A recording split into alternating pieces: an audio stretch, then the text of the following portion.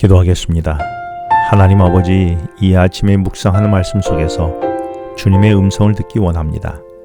말씀하여 주시옵소서. 예수님 이름으로 기도합니다. 오늘 묵상할 말씀은 사도행전 15장 12절로 35절 말씀입니다. 오늘 말씀을 통해 주님은 내게 어떤 말씀을 하고 싶으셨을까요? 안디옥 교회가 바나바와 바울을 선교사로 파송하므로 이들은 밤빌리아와 길리기아 지역에서 이방인을 향해 오직 예수님을 믿음으로 말미암아 얻는 구원의 복음을 전하게 되었었습니다.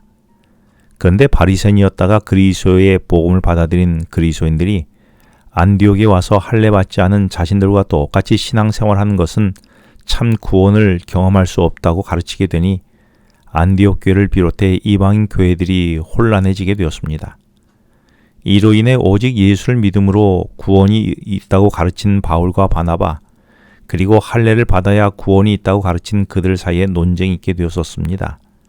결국 그들은 여기서 싸울 것이 아니라 본부인 예루살렘 교회의 사도들에게 자문을 구하도록 해서 안디옥 교회는 바울과 바나바를 비롯해 몇 사람들을 예루살렘 교회로 보냈었습니다.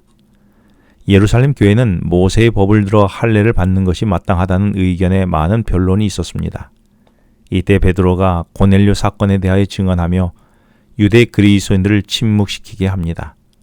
그리고 오늘 본문이 시작되는 12절에서 바울과 바나바는 그동안 선교 여행 중 이방 도시에 임했던 표적과 기사에 대해 설명하며 복음의 진리가 성령의 인도하심과 하나님께서 함께한 것임을 드러낸 것입니다.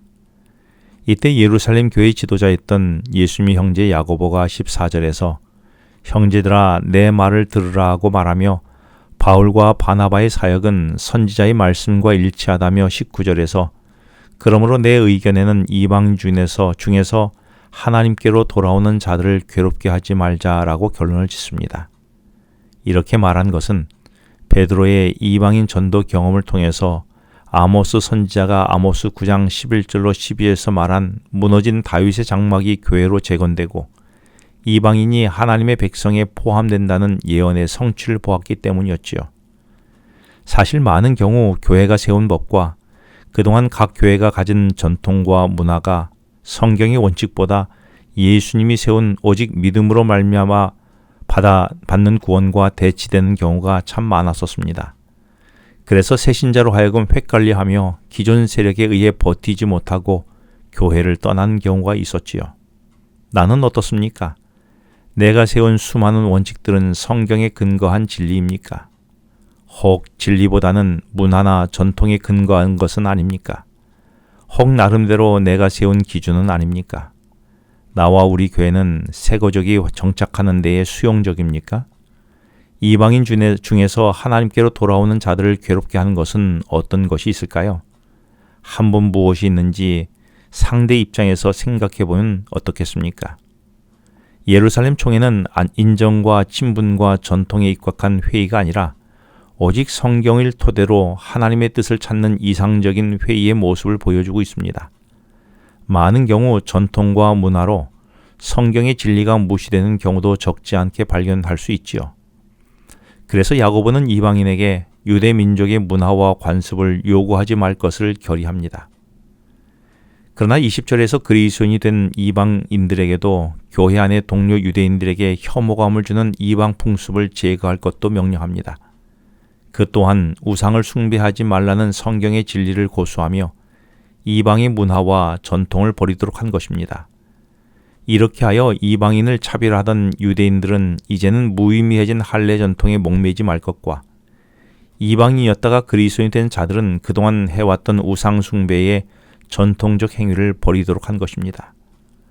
예루살렘 교회는 최종안을 결의한 사항을 편지로 담아 안디옥 교회에 전달하게 되는데 편지의 권위를 더하기 위하여 22절에서 예루살렘 교회의 일원인 유다와 실라를 동행하도록 하게 합니다. 편지의 내용은 24절에서 구원을 위한 할례를 너에게 강요했던 일부 유대인 신자의 무례함을 사과하며 이방인으로서 있는 모습 그대로 그리스도인으로 받아들여질 수 있음을 확증한다는 내용이었습니다. 그렇다고 있는 모습 그대로라고 하여 방종에 빠지지 말고 이방 문화 속에 우상을 숭배하고 잔혹하고 음란한 풍습을 제거하기를 권면했습니다. 그 결과 31절에서 오이로한 이 말을 기뻐했다라고 기록합니다. 이렇게 성령께서 주신 언어와 합의와 대화와 소통하게 될 때에 성령이 주시는 기쁨이 공동체를 압도하게 된 것입니다. 사신으로 왔던 유다와 실라는 편지만을 전달하지 않고 32절에서 여러 말로 형제를 권면하여 굳게 서도록 했다라고 말합니다. 그리고 바울과 바나바도 교회 지도자들과 소통하면서 복음 전파의 사역에 매진하게 됩니다. 지도자들이 말씀 속에서 연합과 사랑의 본을 보일 때에 교회는 든든히 자라나게 될 것입니다. 나는 문제가 생길 때에 어떻게 해결합니까? 내 확신만을 갖고 내 주장만 펼치지는 않았습니까?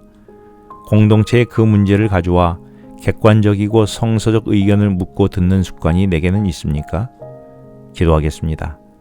하나님 아버지, 저의 편협한 관념으로의 새신자가 하나님께 돌아오는 일에 방해되지 않게 하여 주시고 문제를 내 고집이 아니라 말씀으로 풀어가게 하여 주시옵소서.